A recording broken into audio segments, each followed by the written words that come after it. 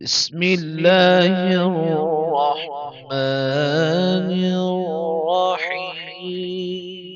ملتان کے قاری محمد فہد نے آل پاکستان تلاوت مقابلے میں دوسری پوزیشن حاصل کر لی۔ صدق اللہ العظیم. آج ملتان میں آپ کی ملاقات قاری فہد اسماعیل ڈی سی صاحب سے کروانے آیا ہوں، جنہوں نے آل پاکستان تلاوت کمپٹیشن میں دوسری پوزیشن حاصل کی ہے۔ یہ وہ تلاوت کمپٹیشن تھا جس میں دوسرے ممالک سے ججز بھی جس میں تھے، جو ان کی تلاوت کو جو ہے وہ جج کر رہے تھے، اور جس کی بنیاد پر انہوں نے قاری فہد اسماعیل صاحب کو ان کی تلاوت کی بنیاد پر دوسری پوزیشن دی ہے۔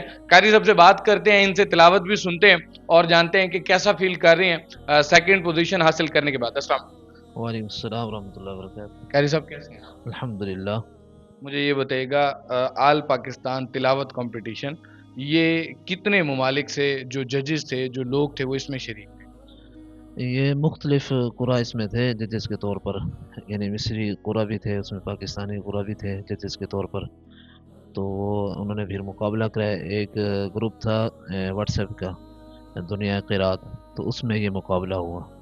تو اس میں پھر میں نے جو ہے نا کمپٹیشن میں دوسری پوزیشن حاصل کی تھی. تو مجھے یہ بتائیں، پہلی پوزیشن اور تیسری پوزیشن ہولڈر وہ کون لوگ؟ پہلی پوزیشن والے جو تھے وہ بھی ادھر ملتان کے تھے، قاری صاحب ہیں، انہوں نے پوزیشن حاصل کی تھی. مجھے یہ بتائیں کہ آپ کو کیسے یہ خیال آیا کہ اس کمپٹیشن میں حصہ لیا جائے؟ جی وہ مختلف جو ہے نا ایڈ آتے رہتے ہیں، تو اس ایڈ آیا فیس بک پہ، تو میں نے پھر اپلائی کیا، تو انہوں نے پھر مجھے سلیکٹ کیا. آپ کو منتخب؟ جی جی اور بھی لوگ ہوں گے، اور بھی پارٹیسپینٹ ہوں گے، لیکن آپ اس میں منتخب؟ جی جی. مجھے یہ بتائیں کہ جب یہ اناؤنسمنٹ ہوئی، مصر کے قرا حضرات اس میں شریک تھے ججز کے طور پر، انہوں نے آپ کو سیکنڈ پوزیشن اناؤنس کی، تو کیسا فیل کر رہے ہیں؟ الحمدللہ بہت خوشی ہوئی ہے جی، کہ جو ہم نے محنت کی، اللہ نے وہ محنت ہماری ضائع نہیں کی الحمدللہ. تو اللہ کی طرف سے ایک انعام ملا ہے.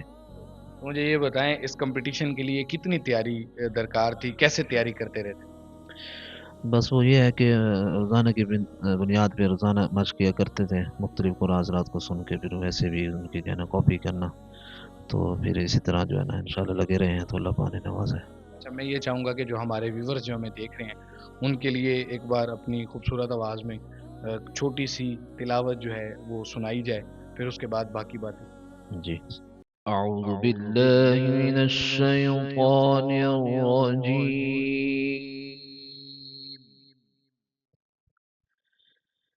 بسم اللہ الرحمن الرحیم.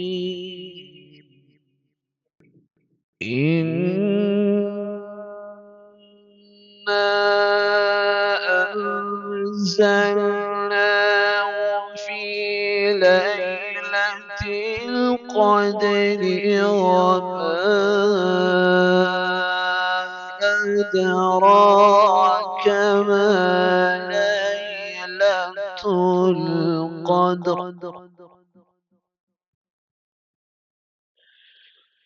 ليلة القدر خير من ألف شهر.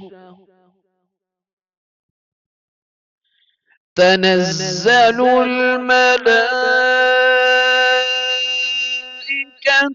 والروح فيها بإذن ربهم من كل أمر سلام.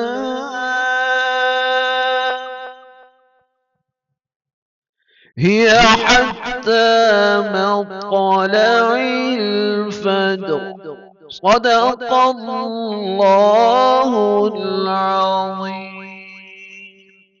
سبحان اللہ، سبحان اللہ. قاری صاحب اس قدر خوبصورت انداز میں تلاوت قرآن پاک فرما رہے تھے کہ ایک عجیب سی کیفیت طاری ہو گئی تھی جسم پر. قاری صاحب بتائیے گا، اس طرح ایک انداز کو جاری رکھنا کتنی محنت درکار ہوتی ہے، اور ڈیلی کتنی محنت جو ہے وہ کرتے ہیں، کتنا ٹائم دیتے ہیں؟ جی الحمدللہ یہ روزانہ کی بنیاد پہ محنت ہوتی ہے. اس میں تو جتنی محنت آپ کریں گے اتنا آواز میں نکھار، آواز میں، انداز میں نکھار پیدا ہوگا. یہ بہت زیادہ محنت چاہیے اس کے لیے. تقریباً کتنے گھنٹے آپ دیا کرتے تھے ڈیلی اپنی پریکٹس کم از کم 1 گھنٹہ تو مسٹ ہے نا. ڈیلی؟ جی. تو مجھے یہ بتائیں، اب بھی جب قرآن پاک کی وجہ سے، نسبت سے آپ کو ایک عزت ملتی ہے، کسی جگہ پر کسی مقام پر جاتے ہیں، آپ کو تلاوت قرآن پاک کے لیے مدعو کیا جاتا ہے، بلایا جاتا ہے، اور لوگوں کا ایک جمع غفیر آپ کا انتظار کر رہا ہوتا ہے، کیسا محسوس کرتے ہیں؟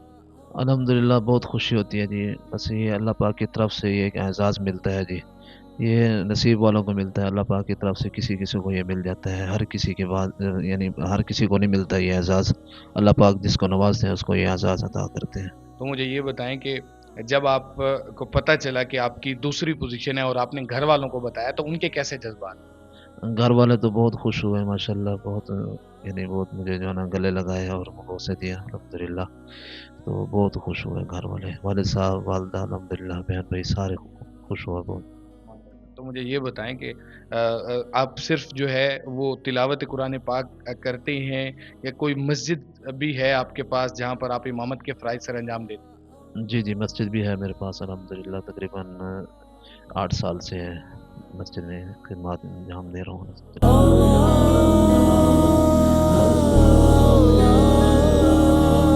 جب آپ کے نمازیوں کو پتہ چلا کہ قاری فہد صاحب نے آل پاکستان تلاوت کمپٹیشن میں دوسری پوزیشن حاصل کر لیا، تو ان کے کیسے جذبات؟ ماشاءاللہ وہ بھی بہت خوش ہوئے الحمدللہ. بہت عزتوں سے نوازا انہوں نے بھی. ہمارے دیکھنے والے جو ناظرین ہیں ان کو کیا پیغام؟ بس میں یہ چاہتا ہوں کہ آپ بھی اپنے بچوں کو قرآن پاک پڑھیں، کیونکہ جب قرآن پاک پڑھا جاتا ہے فرشتے بھی یعنی متوجہ ہو جاتے ہیں.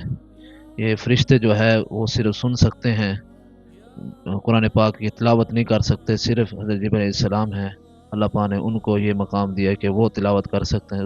اس کے بعد یعنی جتنے بھی فرشتے ہیں تو وہ تلاوت نہیں کر سکتے، صرف سن سکتے ہیں. یہ اعزاز حضرت جبرائیل علیہ السلام کو اللہ پاک نے عطا کیا. اس کے علاوہ کسی فرشتے کو اللہ پاک نے یہ اعزاز نہیں عطا کیا کہ وہ قرآن پاک کی تلاوت کر سکیں. یہ اللہ پاک نے اپنے نبی علیہ الصلوۃ والسلام کی امت کو یہ اعزاز دیا ہے کہ وہ قرآن پاک کو یعنی پڑھ سکتے ہیں. تنزل الملائكة